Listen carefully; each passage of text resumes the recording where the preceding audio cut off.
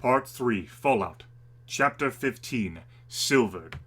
You wake up the next day with a pounding headache. So much has happened, you don't even know where to begin sorting through it all. Rise and shine, sugar plum, Midship J2 says, appearing this morning in a House of Coulson romper. I don't know what that is. Today is the big day. I'm finally going to be a star. Oh, and you've got 4 new me messages waiting. You really should call that delicious bit of magic back. Ignoring J2's helpful suggestions, and scrolling over the 3 me messages from Black Magic, you open a me message from Sonya instead. The ineffable, don't forget. Well, I don't suppose I don't have to read in the voice. The ineffable, don't forget that tonight you need to come in through the maintenance entrance. No one can think you're special. At least, not yet. Interesting. Okay. Was this all organized by Prodigal too? 3 me messages from Black Magic, huh? Every 2 years is a big, hot party to announce the honored hero and publish the accompanying article. As it turns out, that big party is tonight. Sonya neglected to mention that the Hot Board actually chose a different hero to receive this year's award, but they had to switch to their alternate choice when the hero's legs were tragically broken 2 days ago.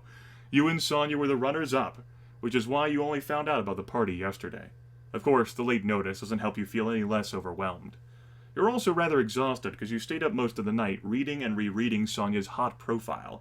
The beautifully written article recounts everything you've done since your very first night on the tracker case, all the way up to your recent dealings with Jury. It paints you as a flawed, yet promising hero, and only hints at your heroic family legacy, creating a healthy dose of mystery.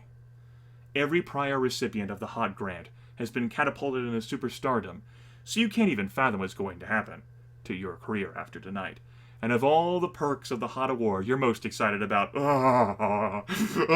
overnight celebrity that comes with the award.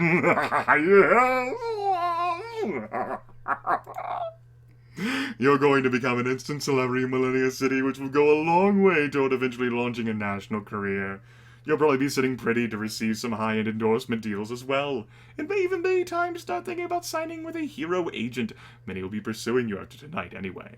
You know you should be focusing on finding Prodigal, sorting things out with Black Magic and the MG, or dealing with the victims, but after all you've been through, you think you deserve at least 1 day off to enjoy this big break. I'm fucking sure they'll give me the day off. Your bet days... You bet days filled with this much success will only come along once in a while, so you'd better soak this up while it lasts. And right now, you just can't wait to tell Grandma the big news. Look at this gorgeous fame monster. Nom, nom, nom, nom, nom, nom, nom. Well, look who's finally up, Grandma says as you enter the living room. She sits on the couch, reading an old gardening magazine. One that's actually printed on paper. How retro. Grandma, I have some news for you. Jenny called to tell me all about what happened last night, Grandma sighs. From the sound of it, you could use all the help you can get. You should dress before Tarana Rain gets here. And why did you invite Tarana Rain without asking me first? You say, barely able to hide the impatience in your voice. The last thing you want to do is fight with Grandma right now, but this whole sidekick thing is getting rather more annoying. Tarana Rain worships you, whether you know it or not. Yeah, okay.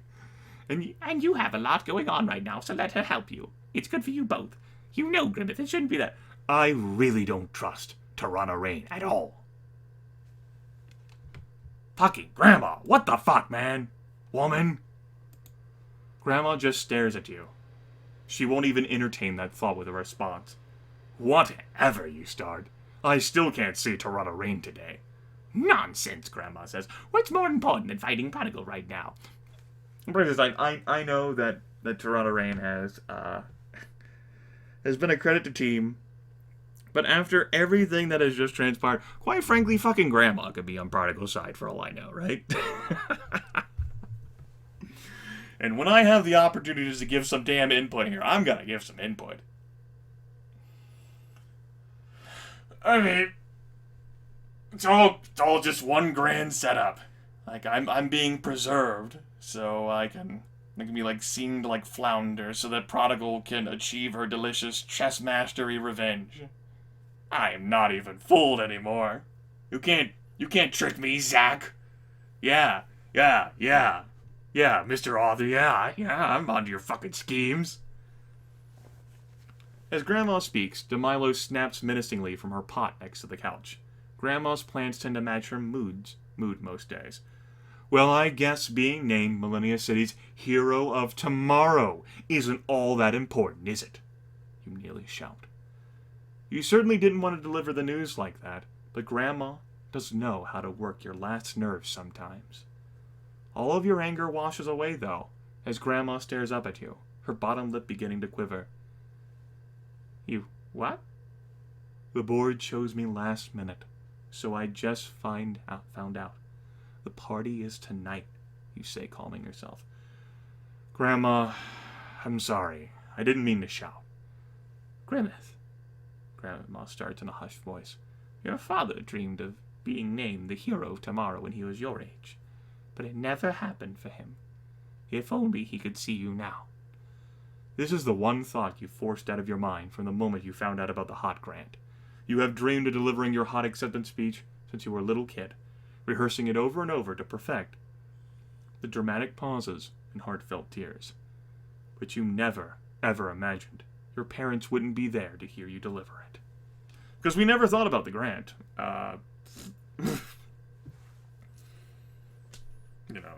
Once or fucking some bad habit of parents. Whatever. At any rate. Yeah.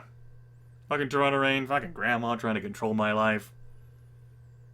I'm a strong, independent white man who don't need no controller. I'd always hoped you'd follow in their footsteps someday, Grandma says. It's just, after all that has happened, I was afraid. I know, you mumble. Wait right here, Grandma says, dabbing her eyes. I have something I need to give you. As Grandma heads for her bedroom, you take a deep breath. All you can feel is bittersweet. Your big dreams are actually starting to come true. Against all the odds. This is such a happy day. You just wish your parents were here to share it with you. Grimith, you hear Grandma call from inside.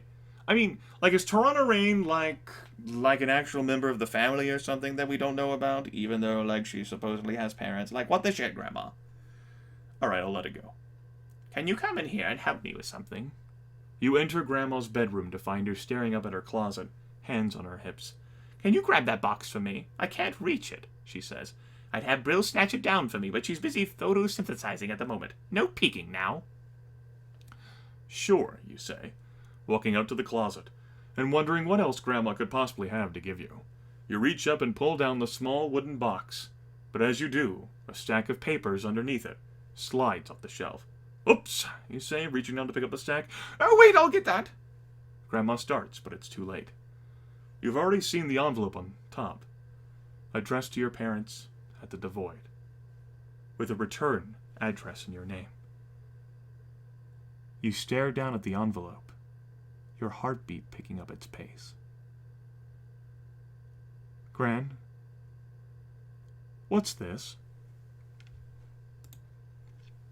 It's nothing. Here, I'll take it, Grandma says, snatching at the letter. But you pull it away from her and rip open the envelope. Grimith, please don't, you can't.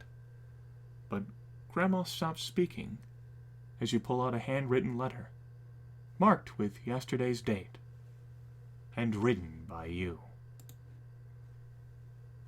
Oh no. Your hands go numb as you read the first line. Mom and Dad, quite a bit has happened since last month's letter. I have so much to fill you in on my career. Just last night You stop yourself, letting the letter fall to the floor. How long? You ask. Grimith, let me explain, please. Grandma, how long have you been forging letters from me to Mom and Dad? Even as the words leave your lips, they don't sound real. How could Grandma do this? How could she violate you this way? Am I interrupting something? The voice says from the doorway. You turn to find Tarana Rain standing there, looking from you to Grandma warily. The door was open, so I just... Oh dear, it's fine, Grandma starts, but perhaps it would be better if... No, you say. you want Tarana Rain to be a part of my life so badly, then she can hear this. Grimith, please, you have to understand. You never respect my decisions. I'm not a child anymore. I'm not gonna go over the top here, and not gonna try it about right. I'm just gonna throw, I'm not a child anymore. This seems to be happening with Tarana Rain, too. Grandma just hugs herself, unable to look at you. I should go, Tarana Rain says, creeping backward. I'll walk you home. No, I'll walk you home, Grandma whispers, walking toward the door. You know you should say something to make Grandma stay. You know you should talk to her about this today of all days. So why do you let Grandma leave without another word? I'm not too angry to think. Grandma has seriously crossed the line here, and you just need some time to think. Hours later.